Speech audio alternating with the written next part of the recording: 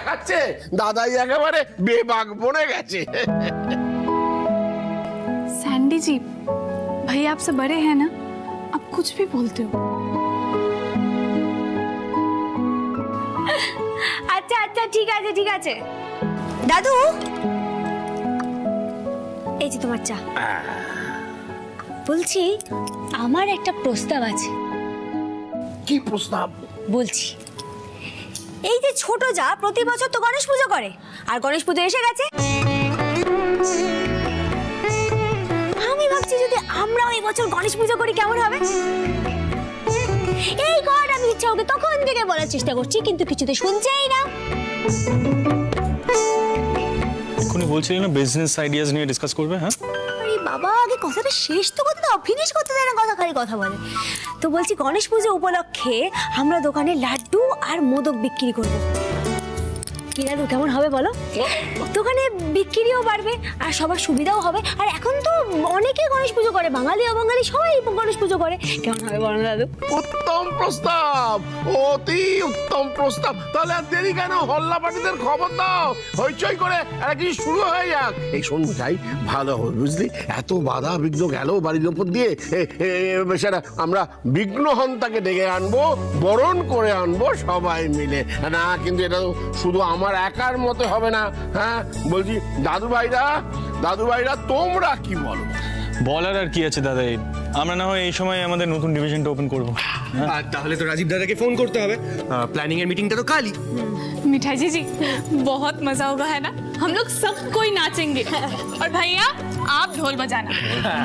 ठीक है पिंकी, मैं ढोल बजाऊंगा।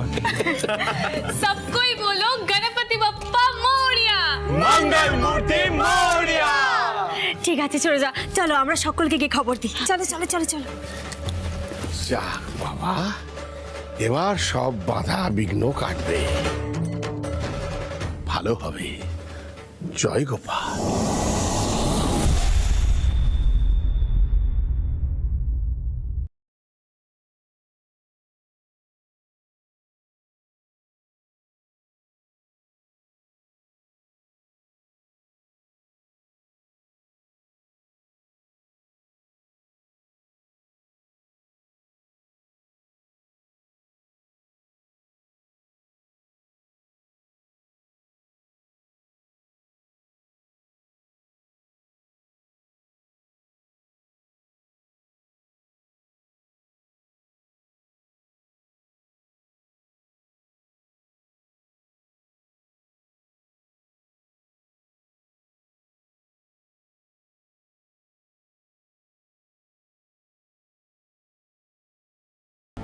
হ্যাঁ ম্যাডাম, আপনার কথা মতো আমরা মনোহরার কাছে পৌঁছে গেছি।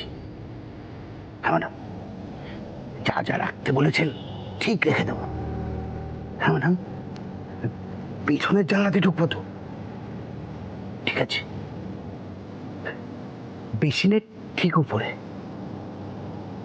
Okay madam, okay madam. Police টাকা খেয়েছে না ম্যাডাম, এর আমরা শেষ দেখে ছাড়ব। আপনি ভাববেন না ম্যাডাম।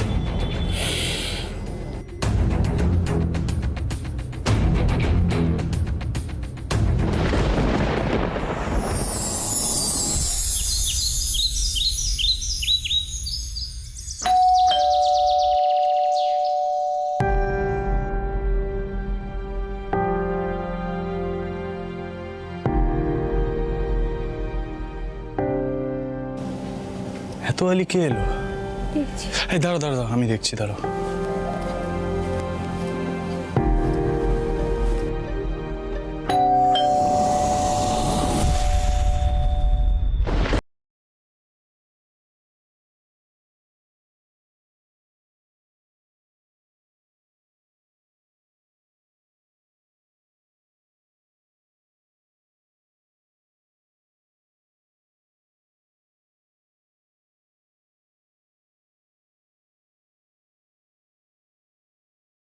পুলিশ মিঠাই কে এলো রে? তুমি কথা বলো, আমি দাদুকে আটকাচ্ছি। কি ব্যাপার বলুন তো স্যার, কি হয়েছে? এসিবি রুদ্রদেব ব্যানার্জি আসছেন, উনি সবটা বলবেন এসে। সিট সিট এদিকে। গতকাল রাত্রে মনোহরার আশেপাশে সন্দেহজনক কিছু লোককে দেখা গেছে। লোকাল থানায় সেরকমই রিপোর্ট হয়েছে। মিলন আমাকে ফোন করে বললো আর রিস্ক নিতে চাইছেন, একবার বাড়িটা চেক করে নিতে চাইছে। স্যার, দুদিন আগেই টাইম বোমের এত বড় একটা কাণ্ড ঘটে গেল না,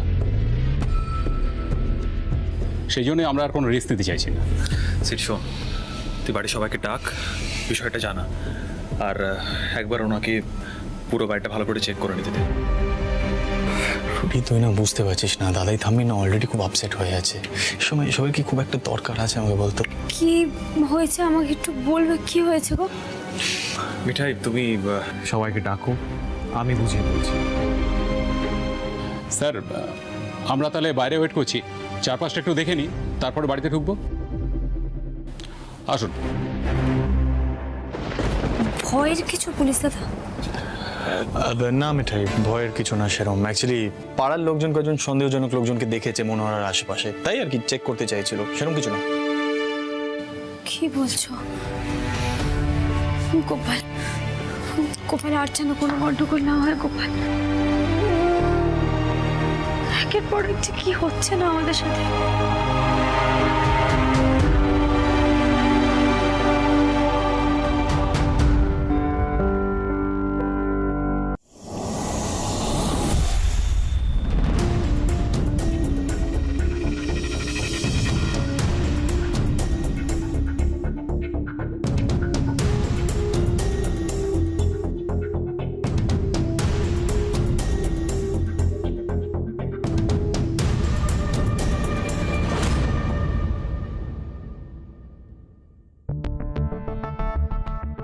seat. I am sorry everybody, আমি জানি সবাই খুব ডিস্টার্ব হচ্ছেন, বাট এটা সত্যি খুব জরুরি। কাকাই, কি আমার কি মনে হয় বলো তো? আমার মনে হয় বাড়ির চারপাশে না ওই সিসিটিভি ক্যামেরা লাগিয়ে নেওয়া উচিত। সিসিটিভি? কি হচ্ছে বাড়িতে? রুডি, বলছি এটার কদিন চলবে বলতো এইভাবে? না, এই হ্যারাসমেন্টটা না সত্যি আর নেওয়া যাচ্ছে না রে, বিশ্বাস কর। This is getting very embarrassing. Set, trust me, যে ধরনের রিপোর্ট থানায় এসেছে তাতে এই সার্চটা সত্যি খুব জরুরি। কিন্তু রুডি, তুই বুঝতে পারছিস না। ওকে ফাইন ফাইন, আমাদের কাছে একটা ইঙ্গিত করা হয়েছে যে সিদ্ধেশ্বর মতো গ্রুপ নাকি মিষ্টির বিজনেসের আড়ালে অন্য কারবারও করছে। দাঁড়াও রুদ্র,